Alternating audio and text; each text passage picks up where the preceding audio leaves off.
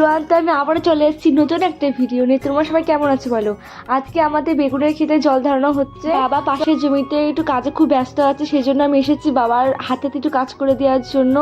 আমি পারি জল ধরাতে, বাবা দেখি শিখেছি ছোট থেকে। আমার দাদা বা ভাই কেউ নেই, তাই আমরা দুই বোন। তো আমরা দুই বোন সবসময় চেষ্টা করি বাবার পাশে দাঁড়ানোর, বাবার সাথে সাথে কাজ করার। আমরা দুই বোন যেমনই বাবার কাজে সাহায্য করি না কেন, তাতেই বাবা একটু রেস্ট পায় না। বাবা সারাদিন অনেক খাটাখাটনি করে, বাবার পাশে জমি থেকে বলে বলে দিচ্ছিল, আর আমি বাবার কথা শুনে শুনে সেইভাবে কাজটা করছিলাম। তো বাবা পাশের জমিতে ছিল, বাবার খুবই ব্যস্ত ছিল আজকে, মাঠে মুনিশও ছিল আমাদের দুটো।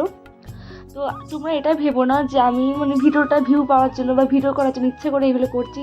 যে ইচ্ছে করে আমি সত্যি এটা করি, তো আমি আজ সেটা ভিডিওতে দেখাচ্ছি। এটা হচ্ছে আমাদের নিজেদের সর্ষের ক্ষেত, কি সুন্দর সর্ষে ফুলগুলো হয়েছে, যে আমার তো খুব ভালো লাগছিলো। খুব সুন্দর হাওয়া দিচ্ছিল তখন। বাবা দেখো এখানে বাবা কেমন কাজ করছে, পাশেও অনেক দাদু আছে একটা, তো সাহায্য করছিল বাবার সাথে সাথে। আমার জল ভরা দেখে আমার বোনও হাসছে আমাকে দেখে।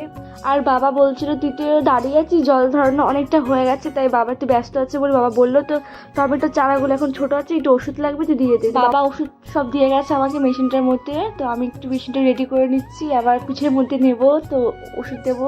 আমি ওষুধ দিতে পারি, অনেকবার দিয়েছি, কিন্তু প্রচণ্ড ভারী মেশিনটা। আমি কিন্তু আজ অনেক হালকা লাগছে, কারণ অল্প জল বা ওষুধটা আছে, তো অল্প একটু চারা আছে, সেই জন্য অল্প একটু ওষুধটা দিয়েছি। আমি ওষুধ দিচ্ছি, আমার তো হেভি লাগে ওষুধ দিতে। তোমরা কারা কারা ওষুধ দিতে পারো তো আমাকে অবশ্যই কমেন্টে জানিও।